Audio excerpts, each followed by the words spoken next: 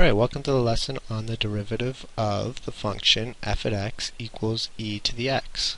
So what type of function is that? That's an exponential function. So we just learned this new number, e.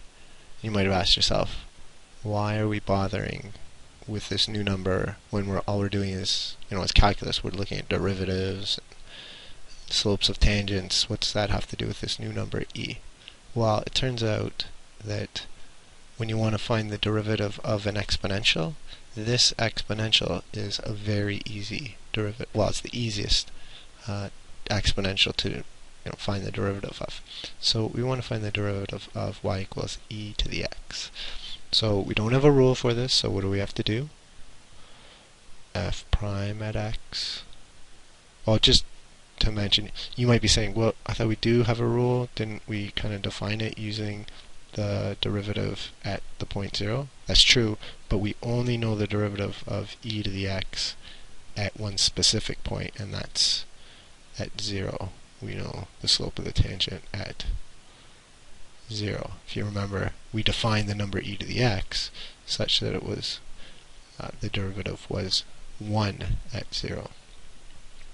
So first principle is general. Any x is f at x plus h minus f at x all over h, and that's the limit as h goes to 0. So now we'll use the function e to the x instead of just general f at x. So e to the x plus h minus e to the x all over h equals the limit. So what can we do with this limit to simplify it? Well, if you remember your exponent laws, e to the x plus h is actually equal to e to the x times e to the h. We have minus e to the x all over h. Well, why did we do that? Why did we just split it up like this? The reason we split it up is because now we have e to the x and e to the x, so we can common factor that. So limit as h goes to 0, we'll common factor the e to the x, and then what would we have left? E to the h minus 1 all over h. Now this thing right here should look kind of familiar from that previous lesson, previous video. But right here we have e to the x. What can we do with this e to the x? Well, notice we're taking the limit as h goes to 0, and this e to the x does not have an h in it. It only depends on x. So relative to h, e to the x is a constant. So if you remember our constant rule for limits, this can actually come out in front of the limits, because as h changes, e to the x does not. So we can just leave it as e to the x times the limit as h goes to 0 of e to the h minus 1 all over h. Well, this limit right here should look awfully familiar to you. What was that? That is 1, right? That's how we define the number e, such that this limit was 1. So if that's 1, then this whole thing is just equal to e to the x. So there you go, there's the derivative of e to the x. F at x is e to the x, then f prime at x is also e to the x. That's worth writing down. If f at x equals e to the x, then f prime at x also equals e to the x. That's kind of weird. F at x in this case is its own derivative, and this actually is the only function that's true for. Well, you'll see it's multiples of this will also be true for. But for that's probably one of your easier derivative rules to remember. For e to the x, the derivative is itself. So let's try some examples using this. So our examples is just all differentiate. differentiate.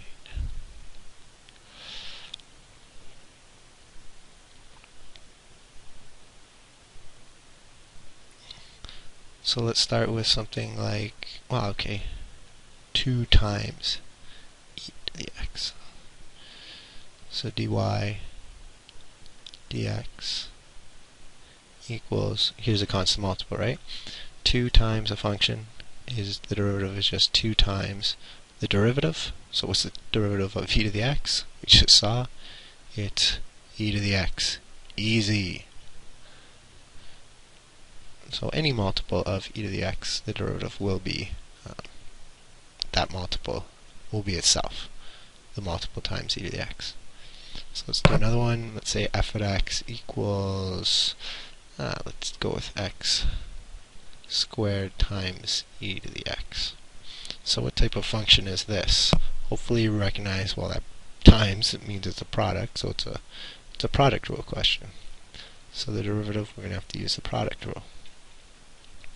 So the product rule says the derivative of the first, so it's the derivative of x squared, 2x, times, leave the second, plus, leave the first, which is x squared, times the derivative of the second, which is just e to the x. So there you go, there's the derivative. You might want to clean that up a bit, right? We have some common factors. Common factor of x e to the x, so we'd be left with 2 plus x. Alright, so that's a good one. Let's try another one. G to the x equals, I don't know, let's go with e to the x squared minus 2x. Alright, so what type of function is this? Okay, we have an exponential, but then we also have a polynomial. Notice the polynomial is inside the exponential. So inside means it's a composite function. So what do you do when you have a composite function? You do the chain rule. So we do the derivative of the outside function. So the outside function in this case is the exponential. So what's the derivative of an exponential? Just itself, evaluated at the inside function, times the derivative of the inside function, which is that polynomial, 2x minus 2. And that's it. Okay, so that's the derivative of exponential using a composite. So sometimes we'll write that as like a different rule. Let's say y is equal to e to the, some composite, or some function. So this makes it a composite function involving e. Then dy by dx is equal to the derivative of the exponential, which is just e, evaluated at the inside, times the derivative of the inside. Okay. So that's sort of the chain rule and exponential rule combined. I almost think it's unnecessary to write that because we already have the chain rule and the exponential rule, so why do you need to make it a separate rule? But it might help you remember that that's how you do the derivative of these composite functions. Nope. So let's do one more. Let me type this one up, see how this works. So we'll find the of the tangent to, alright, let's see. Close that. Can I drag that? No, I can't drag it. Okay, I'll write the equation down there. Find the equation to tangent to y equals 2x e to the x at x equals 1. Okay, so we've seen tons of questions like that, right? Find the equation of the tangent to at this function. It was always polynomials or rationals or radicals before, but now it's an exponential. So first step, if you want to find the equation of a tangent, it's the equation of the line, you need the slope. So slope is equal to the derivative at that point. So what's the derivative of 2x e to the x? So notice it's a product rule. 2x times e to the x. So the derivative of the first is just 2 times the second plus leave the first times the derivative of the second, which is, in this case, the second itself. So that's the slope at any point x, but now we want the slope at a specific point. So this one's at x equals 0. So 2 times e to the 0 plus 2 times 0 e to the 0. Okay, so this one's times 0, so that's going away. And then this is 2 times e to the 0. Anything to the 0 is 1. So the slope is 2. So maybe I'll write that as m. M, the slope of the tangent, is 2.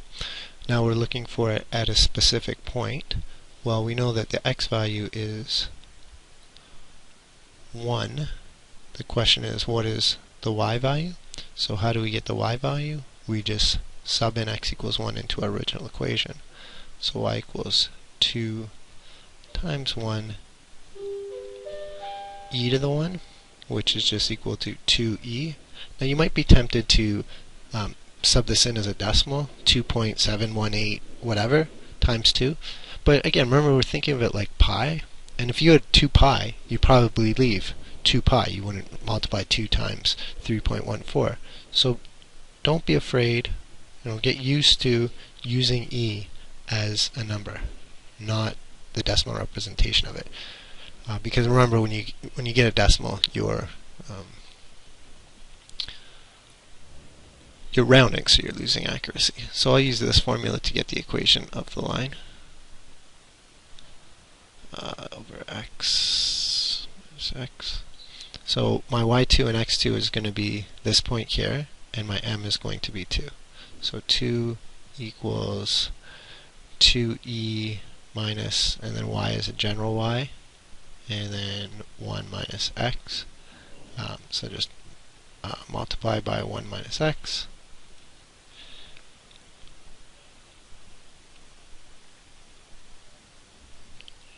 Y, and then I'm going to do this all at once because I'm kind of tight on time.